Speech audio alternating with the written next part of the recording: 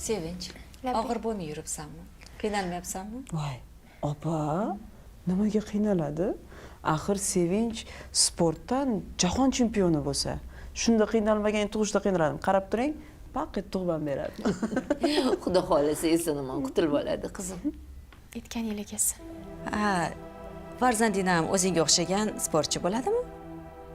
Bilmasam, bir gap bo'lar. Nimagadir kayfiyati yo'q.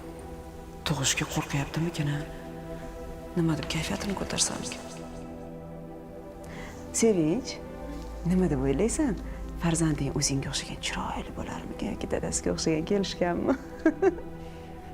Muhimi sog'-omon tug'ilsin, baxtli bo'lsin.